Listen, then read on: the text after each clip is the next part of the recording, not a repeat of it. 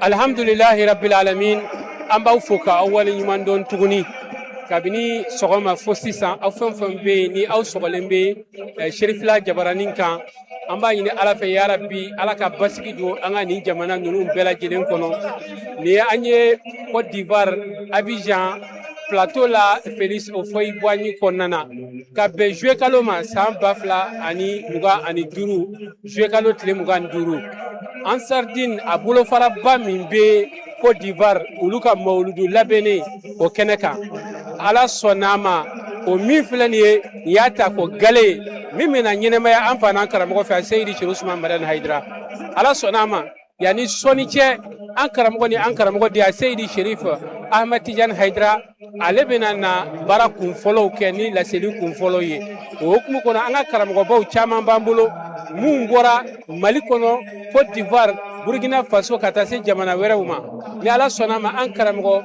Ibrahim Niang ni bɛɛ lajɛlen b'a dɔn ni Mama Sall ye an bɛna ale de bisimila kɛnɛ in kan dakuruɲɛ kelen ɲininkali ka kɛ a la. Yan'o cɛ an b'aw ladɔnniya k'a fɔ nin waati in na maa caman de bɛ yen mun bɛ k'an wele ka foliw kɛ k'a fɔ u bɛ k'an lajɛ direct la nin waati in na Sherifla Jabaranin kan. Tanti Dado Yatasayi an bɛ a fo k'a ka kulobu jama bɛɛ lajɛlen fo nin waati in na yan fo Mali la. An tɛ ɲina an balimakɛ Ibrahim Yatasayi yan fo Congo Brazza an b'a fo k'a waleɲuman dɔn a fana bɛ k'an lajɛ nin waati in na Sherifla kan direct la ka Sherifla kanubaga bɛɛ lajɛlen fo ka an karamɔgɔ Cherif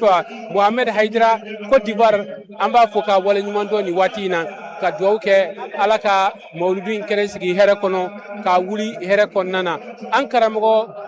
Cherif Ibrahim Niang n'an b'a dɔn ni Mama Sall ye. Mama Sall a ye Mama Sall lase ma. Mama Sall an karamɔgɔ Mama Sall a ye fɛrɛ k'aw ka lase ma ni Ala ka jɛ ye. Mama Sall ale de filɛ nin ɲɛfɛla na aw bɛ ɲama n'a ye an n'ale de bɛna dakuruɲɛ fila fɔ ni Ala ni kira sɔnn'a ma wudu jama bɛɛ lajɛlen tɔgɔya la. An b'aw ladɔnniya k'a fɔ bi nisɔndiya de bɛ yan sewa de bɛ yan nisɔndiya de bɛ yan sewa de bɛ yan foyi tɛ yan ni nisɔndiya tɛ foyi tɛ yan ni sewa tɛ. Cheikh Ousmane Madani Haidara ale kunkanko koden tɛ ale kunkanko bɛɛ ye ko baw de ye wa filanan ye min ye a kunkanko bɛɛ ye hɛrɛ ko i bɛ hɛrɛ ko dɔn o ye Cheikh Ousmane Madani Haidara kunkanko de ye. An bɛna an karamɔgɔ Ibrahim Niang n'an b'a fɔ a ma ko Mama Sall Ala ka hinɛ an karamɔgɔ Elhaji Buna Niang ale la ale kɔrɔkɛ de don a fana sigiyɔrɔ ye Kayi ye Wudul Islam a cɛba dɔ de don. Nin kɛnɛ kan an bɛ tasibila kɛ ka taa belebele dɔ ma an bɛ tasibila kɛ ka taa hɔrɔnkɛ dɔ ma n'o ye an ka cɛkɔrɔba ye Alhaji Haruna Kulubali. Ala ka hinɛ Alhaji Haruna Kulubali la nin ye ale fana wasa kɛnɛ dɔ de ye bi a bɛ tiɲɛ sɔrɔ anw bɛ yan Ala barika la Haruna y'a kɛ a y'a seko bɛɛ lajɛlen kɛ min b'a to nin ko in bɛ se ka sabati nka Haruna bɛ tiɲɛ sɔrɔ an bɛ Ala deli Ala ka hinɛ la an bɛ dugawu k'a ka denbaya bɛɛ lajɛlen nin waati in na k'Ala deli Ala k'a n'u dɛmɛ. O hukumu kɔnɔ n y'a fɔ aw ye an karamɔgɔ Ibrahim Niang n'o bɛɛ b'a dɔn ni Mama Sall ye wajulikɛlaba de don Mali kɔnɔna na Mali kɔ kan ale de b'an bolo kɔnɔ an bɛna a fɔ an karamɔgɔ nisɔndiya jumɛn b'i la wa an filɛ nin ye Félix Houphouët-Boigny kɔnɔ nin kɛnɛ in i bɛ se ka mun fɔ an y'a kan. Alhamdulillahi rabbil alamin Isa Jallo an bɛ Ala fo k'a barika da k'a waleɲuman dɔn an bɛ Côte d'Ivoire yan o kabakolo gakɔrɔ an nisɔn ka di kosɛbɛ sabula an bɛ kɛnɛ mun kan kɛnɛ dennin tɛ an ka sirifikɛ n'o ye Bahauddin Kamaluddin Sharafuddin a Seydi Cherif Ousmane Madani Haidara an bɛ ale ka kɛnɛ de kan a ye diɲɛ bɛɛ wele Côte d'Ivoire dɔrɔn tɛ dɛ diɲɛ ansaru jamana 40 ni kɔ a bɛɛ délégation mɔgɔ dɔ bɛ Côte d'Ivoire bi présidentw na karamɔgɔw la tɔndenw na kanuɲɔgɔnw na ka fara Côte d'Ivoire yɛrɛ maaba bɛɛ kan o kuma la o mawuluduba o de ye bi ye bi ye donba de ye an bolo anw bɛ ka kuma yan yɔrɔ in na Mali tɔgɔ la ani Mali Udu national o tɔgɔ la n'o ye an karamɔgɔ Alpha Diallo a ko n'an sera kɛnɛ in kan ko ka foli belebele ta k'an ka karamɔgɔ sɛgɛrɛ n'o ye a seyidi sharif usman madani haidara u du tɔgɔla mali la k'a fɔ ka barikada k'a fɔ k'a ni kunu ani bi k'a fɔ ani kunu ani bi wa ale ni sini ka haidara fɔ ka barikada ka wele ɲuman dɔn ka duwawu caman kɛ an karamɔgɔ ye si ani kɛnɛya ni labanko ɲuman na an y'a ɲini ala fɛ ya rabbi ala k'o di an karamɔgɔ ma ale yɛrɛ de b'a dɔn min ka d'a ye an y'a ɲini ala fɛ a n'a ka denbaya ala k'o nɔgɔya u ye u b'a fɛ an yɛrɛw ka kɛ cogo min na ala k'an kɛ ten ala k'an yɛrɛw kɛ kalanden ɲuman ye ala ka hakili ɲuman di an ma ya rabbi an y'a ɲini ala fɛ an n'a jɛra ɲɔgɔn fɛ nin diɲɛlatigɛ in kɔnɔ cogo min na ala k'an jɛ arijana kɔnɔ kira kɛrɛfɛ ten sallallahu alaihi wasallam n'o bɔra yen an bɛ bɛɛ lajɛlen fɔ Côte d'Ivoire nin baara in bɛ olu de bolo olu de bɛ k'a organiser an y'a ɲini ala fɛ baara in fana ala k'a ɲɛ u bolo baara in a daminɛna hɛrɛ la ya rabbi ala k'a laban hɛrɛ la a kuncɛli don ala k'o yira an na turuna min bɛna don baara in kɔnɔ n'o ye bɔkɛ taga ninnu ni koroko taga minnu b'a la bunjali taga ninnu an y'a ɲini ala fɛ ala k'a bɛɛ lajɛlen nɔgɔya ala k'a kɛ dayɛlɛliba ye karamɔgɔ yɛrɛ ma k'a kɛ kɛnɛya ye karamɔgɔ ma k'a kɛ bonya ni kɔrɔta ye ka dɔ fara daraja kan karamɔgɔ ye hali bi ala m'o caman kɛ la ka duwawu kɛ naaba bɛɛ ye mɔgɔ minnu bɔra jamana o jamana la k'a ɲini ala fɛ ala ka bɛn ɲuman sigi i ka denbaya kɔnɔ baara in mana ban hɛrɛ ani bonya ni karama kɔnɔ ala ka hɛrɛ kɛ bɛɛ ye ka duwawu kɛ hasatan kɛrɛnkɛrɛnni ɲɛna jalo i n'i ka mɔgɔw ye n'o ye sirifila mɔgɔw ye vraiment aw bɛ baaraba de la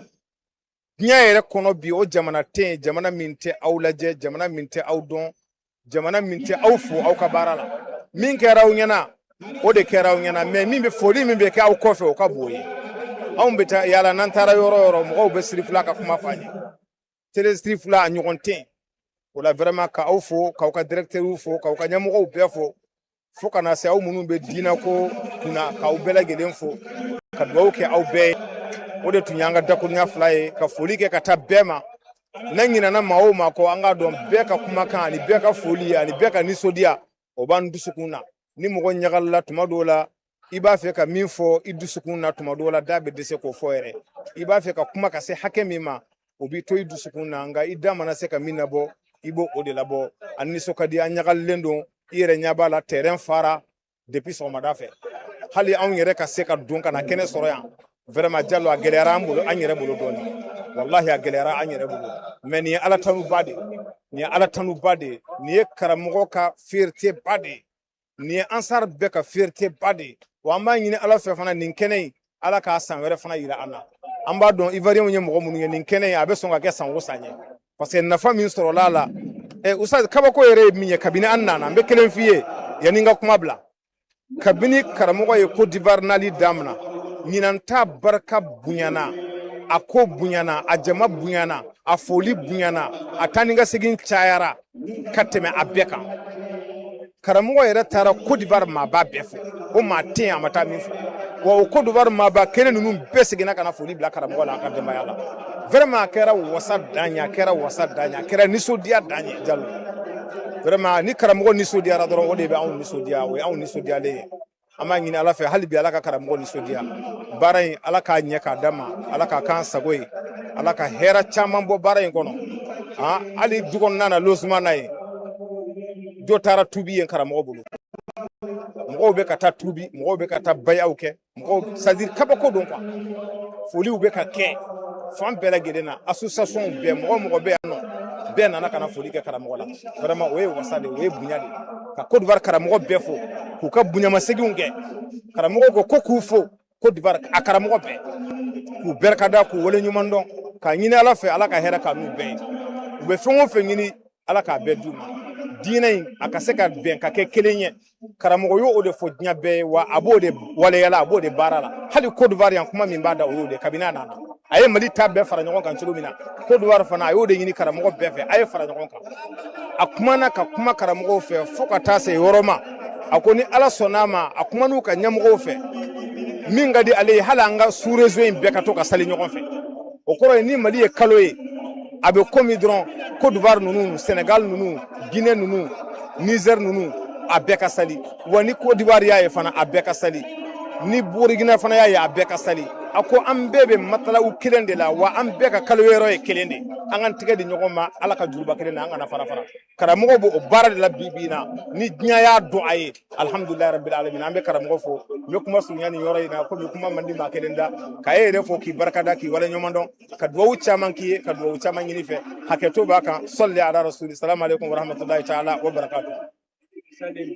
An karamɔgɔ an b'i fo i bɛ se ka sigiyɔrɔw ta an bɛ duwawu kɛ Ala ka ani dɛmɛ nin kun ye an karamɔgɔ Ustaz Ibrahim Niang n'an bɛɛ ko a ma ko Mama Sall an bɛ duwawu kɛ Ala ka n'a dɛmɛ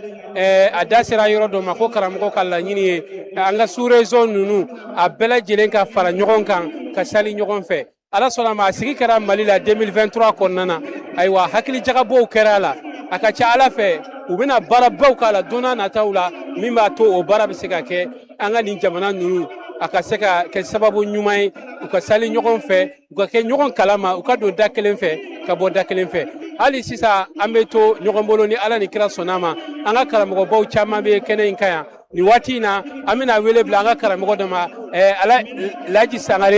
Laji Sangare aw bɛ ɲan ma ni Laji Sangare a k'a fɔ Ala se an ma an n'a ka se ka dakuruɲɛ fila musalaha ɲɔgɔn fɛ an bɛ aw ladɔnniya k'a fɔ sɔɔni fɛn min ye Sherif Ahmad Tidiane Haidara ale ka se ka ye yan nin waati in na a ka se ka se yan an n'a ka jɛ ka nin kɛnɛ ɲɛnɛmaya ɲɔgɔn fɛ sɔɔni a bɛna don yan ni Ala ni kira sɔnna ma wajulu kun fɔlɔ ale de bɛna kɛ ni Ala ka jɛ ye n'o ye a Seyidi Sherif Ahmad Tidiane Haidara an bɛ k'ale de kɔnɔ nin waati in na an b'aw ladɔnniya k'a fɔ ko Sherif la télé a bɛ direct la nin waati in na ni Ala ni kira ka jɛ ye Mali kɔnɔ Mali kɔ kan aw bɛ ka lajɛli min kɛ sisan nin ye an ye Félix Houphouët-Boigny kɔnɔna na ka bɛn bi don in ma n'o ye samedi ye juillet kalo tile 25 san 2026 ansaru minnu bɛ ayiwa Côte d'Ivoire jamana kan olu ka mawuludu labɛnnen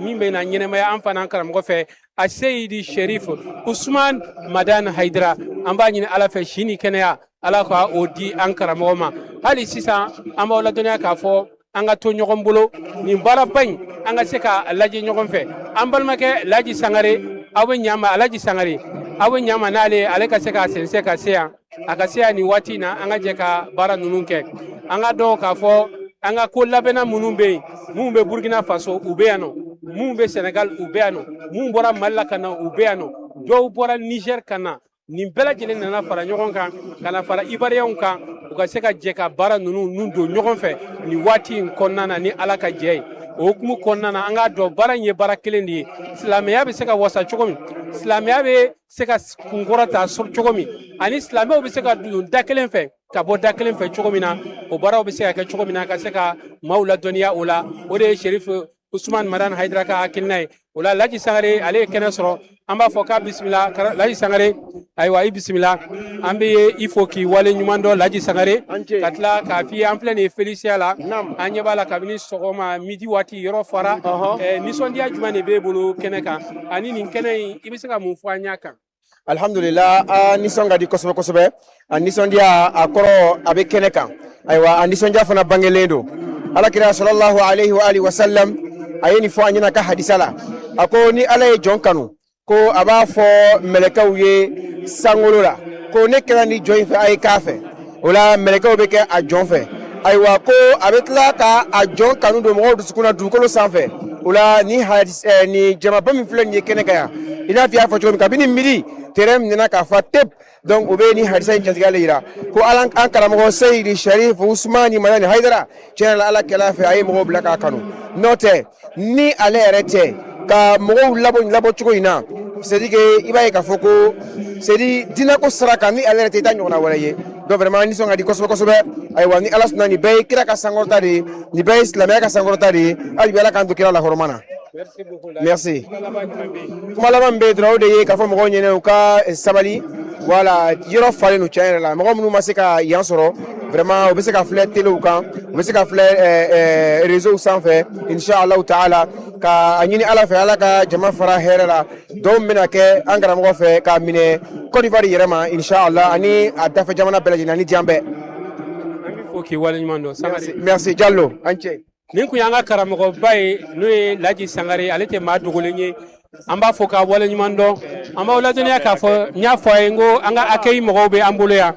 Mali accueil ani Burkina accueil an karamɔgɔ min filɛ nin ye ale ye Burkina accueil ye a bɛna tɔgɔ n'a jamu fɔ n ye an karamɔgɔ i tɔgɔ ni jamu. Wedrako Mustafa ka bɔ Burkina accueil sira kan. Mustafa Wedrako an bɛ Félicia la bi Abidjan Mawuludu kɛnɛ kan accueil sira kan aw bɔra Burkina ka na fara Côte d'Ivoire ta kan nisɔndiya jumɛn de b'i bolo baara ninnu taga cogo bɛ cogo. Vraiment an ti foli an t'a la an bɛna fɔ Ivoirien fɔ cogoya min parce que baara in tacogoya ka ɲi parce que a bɛ kɛ tan de awa autorité fana y'an faamu bon accueil mun baara kɛra yan yɔrɔ vraiment o fana y'an faamu o y'an minɛ ka don baara la bon an ye baara kɛra n'o ye Félicia vraiment énorme an t'a la an b'a fɔ cogoya min sinon an b'a ɲini Ala de fɛ baara min bɛna kɛ sisan a ka tɛmɛ hɛrɛ la sinon a daminɛ kɔni a daminɛna hɛrɛ la an bɛ yɔrɔ min na an bɛ hɛrɛ la nisɔn ka di. Kuma laban jumɛn bɛ yen k'a fɔ. Ouais, kuma laban min bɛ yen k'a fɔ diɲɛ bɛɛ ye o k'a yira k'a fɔ ko nin baara nin dabɔra Ivoirien de fɛ pour que ka silamɛw bɛɛ lajɛlen kɛ kelen ye nin dabɔra Ivoirien fɛ pour que ka diɲɛ bɛɛ kɛ kelen ye karamɔgɔ bɛna dugawu min kɛ Côte d'Ivoire ye a n'a nɔfɛ dugu ye a n'a ka voisins bɛɛ ye an b'a ɲini Ala fɛ Ala ka dugawu ninnu bɛɛ jaabi bon an bɛ min ɲini diɲɛ bɛɛ fɛ u ka dugawu kɛ nabagaw ye mɔgɔ o mɔgɔ sera ka sen kɔrɔta ka na yan u ka dugawu kɛ ye an bɛ segin ka hɛrɛ sɔrɔ ka taa so cogoya min Ala k'o kɛ Ala yɛrɛ jatigɛ kosɔn accueil Côte d'Ivoire fo de min yɔrɔ ye ani Musa Jara min ye nin ye kɛrɛfɛ o ye accueil le ka bɔ Mali la nin ye ka bɔ Côte d'Ivoire an bɛɛ fara ɲɔgɔn kan an bɛɛ ye ba kelen fa kelen an ye ɲɔgɔn sɔrɔ yɔrɔ o yɔrɔ an baara kelen de kɛ baara nin international de donc foli min ne fɛ an bɛ Ivoirien fo o ye baaraba yɛrɛ de kɛ o ka président ba fo ko o ka jija ni ɲɔgɔn ma siɲɛ wɛrɛ nin baara nin ɲɛna kosɛbɛ Ivoirien tɔndenw bɛɛ lajɛlen folen don yan Ivoirien kanubagaw bɛɛ lajɛlen folen don yan mɔgɔ o mɔgɔ y'a bolo don nin baara nin na an bɛ dugawu k'a ye a mako min na Ala k'o kɛ ka sijan ni kɛnɛya d'an ma karamɔgɔ ka si janya an ye ka karamɔgɔ lakisi a n'a ka denbaya a n'a nɔfɛtugubagaw a n'a gɛrɛfɛbagaw bɛɛ a n'a ka tɔndenw Ala yɛrɛ jatigɛ kosɔn o kibaruya de tun bɛ yen. Ala ka dugawu minɛ an bɛ dakuruɲɛ kelen di Malikaw ma fana Mali tɔgɔ la Musa présenté an ye. Ne ye Musa Jara ye. Musa Jara nisɔndiya jumɛn de b'i la balimakɛ Burukina bɛ olu kumana olu ka kuma kɔfɛ. Ouais an bɛ Ala fo ka kira fo ka an karamɔgɔ a n'a ka denbaya Seydi Seru Usumani Madani Hayidara k'a n'a ka denbaya fo Jalo anw bɛ hɛrɛ la a bɛɛ karamɔgɔ ye karamɔgɔ ko n'i sirala Ala ɲɛ n'i ye Ala bato k'i bɛ kisi daminɛ depuis ma se Ala fɛ Jalo e ne y'o arijinɛ kɔni kɛ depuis an nana an bisimila la an yɛrɛ dunɔn bisimila ye dumuni ɲɛnama tɛ tigɛla na siyɔrɔ ɲɛnama b'an bolo an kɔni bɛ ka girin an ni terrain ni mɔgɔw an n'u kumana an ye sigiko 3 de kɛ ka kuma k'an ka président fo nin kɛnɛ kan n'o ye Umaru Danbɛlɛ a n'a ka burodenw ka Fode yɛrɛ n'a ka burodenw fo ka Burukina accueil présentation n'o Musa Faye k'a n'a ka denbaya n'a ka burodenw bɛɛ lajɛlen fo international tɔgɔ la ani silamɛya tɔgɔ la ani an karamɔgɔ ka wulikajɔ tɔgɔ la a ye anw bɛɛ kɛ jamana kelen k'anw bɛɛ don da kelen k'an bɛɛ bɔ da kelen fɛ donc anw tɛ foyi la karamɔgɔ n'a ka denbaya u bɛ se ka lafiya cogo min na kɛnɛ kɔni mana sigi accueil jɔyɔrɔ min ye ka dunanw bisimila ni kumakan ɲuman ye ani yɛrɛmajigi ye k'u sigi sigiyɔrɔ ɲuman na hali ne min yɛlɛli sen kan i b'i sen sama ka bɔ a kɔrɔ k'a lasɛbɛli Ala kama a karamɔgɔ kama an karamɔgɔ kama parce que ale ka sɛbɛnni de sela ka anw bɛɛ fara ɲɔgɔn kan donc ni dunan dɔ ye fɛn fɛn k'e la nabaga la o man kan ka k'e la k'o b'i degun e bɛ se k'o maîtriser waati ka karamɔgɔ kunnawolo k'a ka denbaya kunnawolo ka ansari kunnawolo o ye accueil bɛɛ kelen kelen ka baara ye ni ɲininkali gɛrɛ b'i bolo k'o fɔ ni ɲininkali gɛrɛ tɛ yen an bɛ Ala fo ka kira fo kɛnɛ ni Ala k'a sigi hɛrɛ la k'a wuli hɛrɛ la Ala ka ɲɔgɔn caya ani ansari bɛɛ lajɛlen kira n'a somɔgɔw kama sallallahu alaihi wa sallam. Wa salim Ala ka dugawu minɛ o la an balima Ivoirien an bɛ kuma laban di olu fana ma an karamɔgɔ i tɔgɔ ni jamu. Fode Tunkara ka bɔ Côte d'Ivoire an nisɔn ka di an balimaw bɔra jamana fan bɛɛ fɛ kɛrɛnkɛrɛnnenya Mali Burukina o nana an sɛgɛrɛ ka na fara an kan Mawuludu Nabawi la Côte d'Ivoire yan an ka terrain ba la min bɛ wele ko Félicia vraiment an nisɔn ka di baara kɔni ɲalen b'an bolo ni dɛmɛ in ni an badenw ani an sinjiw ye vraiment an bɛ Ala fo ka Ala barikada an nisɔn ka di kosɛbɛ inshallah. Folikan laban jumɛn bɛ yen k'a di diɲɛ bɛɛ lajɛlen ma nin waati in na Serifila bɛ ka nin kɛ direct ye diɲɛ bɛɛ de bɛ k'a lajɛ. Folikan laban min b'an bolo k'a di diɲɛ bɛɛ ma an karamɔgɔ a Seydi Seru Usumani Madani Hayidara ale ye Ala ka kabako dɔ ye kabako min nana dugukolo sanfɛ a bɛ Mali terrain fa cogo min na a bɛ Burkina ta fa ten a bɛ Côte d'Ivoire terrain bɛɛ lajɛlen fa o cogo in na Mawlidu Nabawi sira kan ani wajibi sira bɛɛ lajɛlen kan o la ni kuma ka d'an ye an b'a fɔ diɲɛ bɛɛ jamana 40 kɔ minnu y'u ka agrément sɔrɔ Ansardine international tɔgɔ la an bɛ bɛɛ lajɛlen fo k'an ka président ba fo ka karamɔgɔ n'a ka denbaya fo ka lamɛnbaga ni lajɛbaga bɛɛ lajɛlen fo ka dan kuma la nin yɔrɔ in na k'e Jalo yɛrɛ fo i ka baara la a ka to bɛ ni ka sɔli ala rasulila an b'aw fo ka waleɲuman dɔn Akɛyi jama an bɛ dugawu kɛ Ala ka baara in ɲɛ nin kun ye an ka Akɛyi jama ye ka bɔ Burkina Faso ka na Mali la ka na Côte d'Ivoire minnu bɛ yan a bɛɛ de farala ɲɔgɔn kan a bɛɛ ye karamɔgɔ kelen ka kalandenw a bɛɛ ka hakilinaw ye kelen ye min b'a to mawuludu in a bɛ se ka na cogo min a bɛ se ka ɲɛ cogo min na ka dunanw na hɛrɛ kɔnɔ u ka baara kɛ hɛrɛ kɔnɔ k'u kun cɛ hɛrɛ kɔnɔ o hukumu kɔnɔ an ka karamɔgɔ dɔ b'an bolo yan an bɛna a ɲininka a tɔgɔ ni a jamu na ani a ka bɔ min. Salamu alaikum wa rahmatullahi wa barakatuhu. Ana balimakɛ don Ibrahim Kane ka bɔ Abidjan précisément Adjamé commune kɔnɔ. Ibrahim Kane an bɛ Féliciya kɔnɔna na Ansardine ka mawuludu labɛnni na i yɛrɛ ɲɛ bɛ kɛnɛ cogoya la diɲɛ bɛɛ bɔra ka na i n'a fɔ i ɲɛ b'a la cogoya min na nin kɛnɛ ninnu e ka yeta ye mun ye a la silamɛya kɔnɔna na. Alhamdulillahi rabbil alamin an bɛ fɔlɔ ka Ala fo fɔlɔ ka Ala barikada Alahu taala min fonsereya la an ma ka nin nɛɛma ba in kɛ Côte d'Ivoire jamana ye ni an karamɔgɔ nali nin ye silamɛya ka victoire ba de ye bi nin ye silamɛya ka victoire belebeleba de bi victoire min ni silamɛya histoire a bɛ sɛbɛn a kɔnɔ fo ka taa se don min ma wa ni Ala sɔnna fana nin bɛ kɛ misaliyaba ye ka dusukun k'olu magaya mun kosɔn an tɔ ka silamɛya kanu ka kɛ diinɛ in fɛ ka sababu kɛ karamɔgɔ yɛrɛ ye ɲana u bɛ mɔgɔ hakɛ min tubi k'o bila Ala ka sira kan dan foyi ti a la o la barikada dɔrɔn don ka Ala fo ka Ala waleɲuman dɔn Ala ye nin kɛ an ye ni bonya min ye vraiment foyi t'an bolo fo ka Ala fo ka Ala barikada ka Ala waleɲuman dɔn ka dugawu kɛ karamɔgɔ ye a ɲuman bɔla Mali la ka ɲuman don Côte d'Ivoire yan cogo min ka ɲuman segin n'a ka denbaya n'a a nɔfɛtuguba bɛɛ Ala m'a kɛra an b'aw yɛrɛw fo n'o ye Sirifila ye aw sababuya kama diɲɛ bɛɛ lajɛlen bɛ karamɔgɔ sɔrɔ lafiya la Ala ka tele in kɔrɔta Ala ka tele in barika inshallah. An karamɔgɔ an bɛ fo i Kane an bɛ sira d'i ma ni Ala ka jɛ ka dugawu kɛ Ala ka an ni dɛmɛ Ala ka bɔdaw di Ala ka hɛrɛw kɛ an bɛ karamɔgɔ dɔ b'an bolo kɔrɔ yan an b'u u bisimila u fana nana fara an ka baara in kɔnɔna na an bɛna karamɔgɔ ninnu ɲininka olu yɛrɛ jɔnw don nisɔndiya jumɛn de b'u la walasa ka se ka ayiwa ɲɛfɔli kɛ o la an karamɔgɔ i b'i sɛnsɛn ka se yan i tɔgɔ ni jamu fɔ an ye ani ka bɔ min.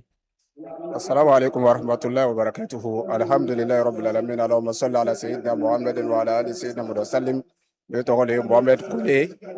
ka bɔ Abidjan yan précisément commune bɛ wele ko Kumasi. Nisɔndiya jumɛn de b'i la nin kɛnɛ sanuma in kan Ala kira ka bangeli kɛnɛ k'a ye silamɛw bɔra ka na kɛnɛ fa depuis midi waati silamɛya bɛ mun fɔ nin kan. Alhamdulillahi rabbil alamin. Fɔlɔ an nisɔn ka di kojugu ka sababuya kɛ alhamdulillah Ala sɔnna an fa n'an karamɔgɔ n'an ɲɛjɔ yɔrɔ n'o ye Seydi Sherif Usman Madani Haidara ye nin wagati in na a b'an fɛ Abidjan yan Côte d'Ivoire kɔnɔ ka na mawudu belebele in kɛ ka na dugawu kɛ an ye an faso ye ani silaba jamana bɛɛ lajɛlen ye ani farafinna ye o la nisɔn ka di an yɛrɛ karamɔgɔ ka nali la wa silamɛw fana bɔra ka na nin welekan in jaabi an bɛ silamɛ bɛɛ lajɛlen fo ani kanubaga bɛɛ lajɛlen kɛrɛnkɛrɛnya la ani sɔriw yɛrɛ n'Ala ka jɛ ye inshallah. Folikan ni kuma laban jumɛn b'i bolo? O la an bɛ bɛɛ lajɛlen fo k'a fɔ bɛɛ ni ce i yɛrɛ ye o la an nana ka na an karamɔgɔ lamɛn an bɛ ansɔriw fo ka ansɔri kanubagaw bɛɛ lajɛlen fo k'an dɛmɛbaga bɛɛ lajɛlen fo kɛrɛnkɛrɛnya la an b'an ka télévision soba fo o min ye Serifila ye k'e yɛrɛ fo Jalo ani baarakɛɲɔgɔn bɛɛ lajɛlen wa an bɛ dugawu caman k'an karamɔgɔ ye a nana séjour min kɛ an fɛ Côte d'Ivoire Ala k'a bɛɛ nɔgɔya ko Abidjan ta kɔfɛ a bɛna taa Yamusokoro Buwake fo ka se Bunjali ma an bɛ dugawu kɛ a baaraw Ala k'a bɛɛ lajɛlen nɔgɔya Ala k'an n'an karamɔgɔ kɔrɔsi hakɛto b'o ka sɔli ala rasulillah. Ala ka dugawu minɛ an b'aw fo k'a waleɲuman dɔn an karamɔgɔ ye tɔgɔ ni jamu. Alhamdulillah ne tɔgɔ ye Ustad Yusuf Konate ka bɔ Abidjan yan précisément commune min bɛ n'o b'a wele Kumasi anw y'o bɔ o yɔrɔ la. nisɔndiya jumɛn de b'i i bolo Ansardine ka nin mawuludu sanuma in kɛnɛ kan? Alhamdulillah, ni nisɔndiyaba ye an bolo. A bɛ nin wagati caman bɔ an bɛ Ala darila nin baara nin lo in na. Ala sɔnna bi kan ka bɛn an nisɔndiyalonba ma k'a fɔ dɔrɔn an karamɔgɔ nana an ma ka bɔ fo Mali la ka na mawulidi national kɛ an bolo yan. Alhamdulillah, o nisɔndiya le banna ani kanubagaw ani Ansardine mɔgɔw bɛɛ lajɛlen bɔra ka terrain fa cogoya min na karamɔgɔ bɛna dugawu minnu k'an ye an b'a ɲini Ala fɛ k'a jaabi an kelenkelen bɛɛ ma. Ala m'o kɛ. An b'i fo k'i wale ɲuman dɔn. An b'an sɛnsɛn ka se an karamɔgɔ ma. An karamɔgɔ, i tɔgɔ n'i jamu, nisɔndiya jumɛn de b'i la nin kɛnɛ kan? Alhamdulillah, Imam Sise Mustafa, an bɛ Ala fo ka Ala wale ɲuman dɔn ka barika da Ala ye kabakolo kɔnɔ. Ala min ye diɲɛ laban sherifu laban d'an ma k'an bonya n'o ye min ye an ka nɔrɔtigi, an ka danbetigi, an ka karamatigi, k'a ɲini Alahu Taala fɛ Côte d'Ivoire séjour ka k'a bolo fatu ye min ka bon ka tɛmɛ diɲɛ ani lahara ani ansaru bɛɛ lajɛlen ma, ani ka kɛ la paix ye Côte d'Ivoire kɔnɔ ani Mali kɔnɔ ani Burkina kɔnɔ ani Niger kɔnɔ ani diɲɛ bɛɛ lajɛlen kɔnɔ. Nka Ala kana kanu kosɔn sɔlu ala rasulillah. Wasalim, Ala ka duwawu bɛɛ lajɛlen minɛ. Hali sisan an b'an to k'an sɛnsɛn ka na an karamɔgɔw yɔrɔ. An karamɔgɔ, i tɔgɔ n'i jamu, nisɔndiya jumɛn de b'i la kɛnɛ kan? Ne tɔgɔ alhamdulillah, ne tɔgɔ Imam Adam Traoré. O la vraiment nisɔndiyalen don ni kɛnɛ kan, surtout an ka sherifucɛ nali la. An b'a ɲini Alahu Taala fɛ a nali k'a kɛ hɛrɛ ye jamana ma ani jamanaden bɛɛ lajɛlen ma. Ala m'o kɛla. An b'a ɲini Alahu Taala fɛ a yɛrɛ nali yan yɔrɔ k'a kɛ hɛrɛ ye jamana ma. A bɔra jamana min na n'o ye Mali ye, n'o ye dafɛdugu bɛɛ lajɛlen, Ala y'a bɛɛ lajɛlen ɲasuma, Ala k'a bɛɛ lajɛlen kow nɔgɔya. Vraiment nisɔndiyalen don sherifucɛ nali la. A ye duwawu mun kɛ, an b'a ɲini Alahu Taala fɛ Ala k'a minɛ an bɛɛ lajɛlen ma. A yɛrɛ bɛna nin kɔfɛ a bɛna tournée mun kɛ Côte d'Ivoire dugukolo kɔnɔna la, an b'a ɲini Alahu Taala fɛ Ala k'a bɛɛ lajɛlen nɔgɔya. Ala k'a bɛɛ lajɛlen nɔgɔya. Ale n'a ka denbaya k'o latanga ani a kanubagaw bɛɛ lajɛlen k'a n'aw bɛɛ lajɛlen kisi. Ala k'o k'Ala kana n'a so bonya kosɔn, bido hɔrɔma kosɔn, sɔli ala rasul. Wasalim, Ala ka duwawu bɛɛ lajɛlen minɛ. An bɛ sira di an karamɔgɔw ma u ka t'u sigiyɔrɔ la. O la an ka cɛkɔrɔba dɔ bɛ an bolo kɔrɔ yan. A fana bɛna a ka nisɔndiya ni a ka sewa sewa fara ɲɔgɔn kan k'a lase a ma. An bɛna an ɲininka an karamɔgɔ, i tɔgɔ n'i jamu la? N tɔgɔ Modibo Dukure, n bɛ bɔ Mali la. Donc n ye vraiment n ye Hayidara kanubaga ye, n ye diinɛ kanubaga ye. Bon vraiment diinɛ ye fɛn dɔ ye mɔgɔ o mɔgɔ n'i k'a minɛ i tɛ fili. Bon bɛɛ ye Hayidara ye. Bi bi in na bɛɛ b'a fɛ a den ka kɛ comme Hayidara. Mun de y'a kɛ? Parce que a ye Ala kanu, a ye Ala kira kanu. Donc kuma caman tɛ ne bolo. N bɛ mun fɔ dɔrɔn n'i kɔni ko i ye silamɛ kɔni ye k'e diinɛ kanubaga ye, k'e Hayidara kanubaga ye, parce que Hayidara diinɛ b'a fɛ ka bin, a ye diinɛ pan k'a wuli ka bɔ a sen kan. Donc n bɛ karamɔgɔw bɛɛ fɔ, Côte d'Ivoire karamɔgɔw bɛɛ, mɔgɔ minnu yɛrɛ ye Hayidara dɛmɛ ka baaraw kɛ, an bɛ bɛɛ fɔ. Ala ye barika don silamɛya la, Ala ye silamɛya kɔrɔta,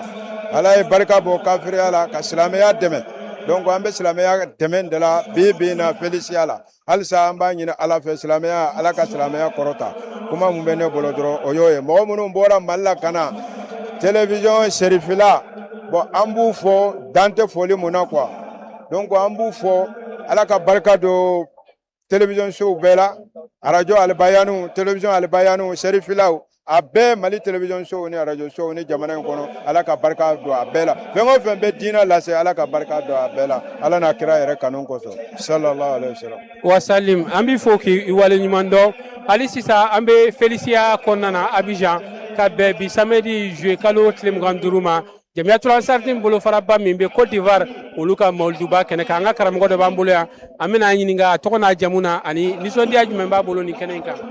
Auzubillahi abdulrazatan bismillahi rahmani rahim. An b'Ala fo k'Ala wale ɲuman dɔn k'Ala barikada. Bi ta ye nisɔndiya ye, ne tɔgɔ bɛ Dabo Abu, n bɛ Abidjan kɔnɔ yan. Vraiment bi ta ye nisɔndiya ye ka karamɔgɔ n'a denbaya bɛɛ fo. Ale foli kɔfɛ alu fana bɛ karamɔgɔ kɔ yaala la. Vraiment Ala ka fa, Ala ka se d'a ma, Ala ka kɛnɛya d'a ma, ka taama nisɔndiya wasa, ka kɛnɛya di ani si ani labɔko ɲuman. Mɔgɔ o mɔgɔ déplace la ka na, an bɛ ɲini talaw fɛ u na ne hɛrɛ ye, hali bi Ala ka kɔsa ka ne hɛrɛ ye. Hali bi alu fana jɔnjɛ Ala k'a fanga se, Ala ka n'a dɛsɛ, Ala ka n'a dɛsɛ kira bonya kosɔn ani karamɔgɔ bonya kosɔn. Sallallahu alaihi wa sallam. Salamu alaikum. an b'i fo k'i waleɲuman dɔn hali sisan an bɛ dugawu kɛ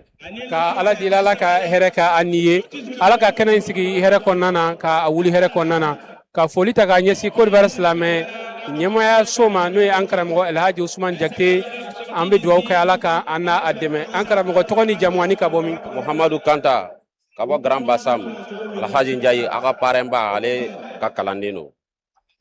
Mamadu Kanta nisɔndiya jumɛn de b'e bolo kɛnɛ in kan. Bon an b'ala fo ka ala waleɲuman dɔn ka da ka sirifukɛ y'a se ta ka bɔ a kɔnɔkɔrɔ ka taa fɛ fo Grand Bassam ka sabu kɛ ala Yakuba Njayi o mamadenw ye ala Yakuba Njayi ale ye alimamiba ye rahimahullahu ta'ala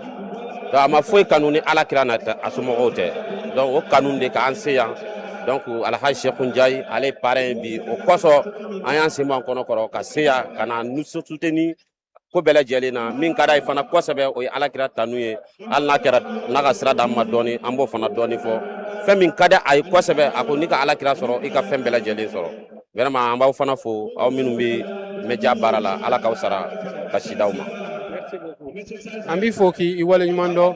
an bɛ dugawu kɛ ala ka an ni aw dɛmɛ i n'a fɔ an y'a ɲɛfɔ aw ye cogo min na bɛ se ka taa ala ka bɔdaw di ala ka hɛrɛw kɛ ala ka kisiw kɛ ka tangaw kɛ an b'aw ladɔnniya k'a fɔ nin an ye Serifila kan direct la nin waati in na k'aw ladɔnniya k'a fɔ mawuludu min filɛ nin ye nin y'a ta k'o gale mais a baaraw kɛra cogoya minnu na labɛn minnu kɛra a la a ka ca ala fɛ i yɛrɛ b'a dɔn ko ko in a dilanna a taara sɛbɛ ma o la an bɛ ala de deli hali sisan ala ka baara ninnu ɲɛ an ka tɔn ɲɛmɔgɔ caman de bɛ nin kɛnɛ in kan an ka karamɔgɔbaw caman de bɛ nin kɛnɛ in kan ka fara an ka sehubaw Côte d'Ivoire yan ni ala ni kira sɔnna ma ni baaraw daminɛna a bɛ n'u caman ye wa kuma bɛ na di u caman ma nin waati in na an b'a ɲini ala fɛ ala ka hɛrɛ k'an n'a ye ala ka bɔda di anw ma o la an bɛ an tɛli segin nin waati in na Alhaji Usman kan ma yan fo Bamakɔ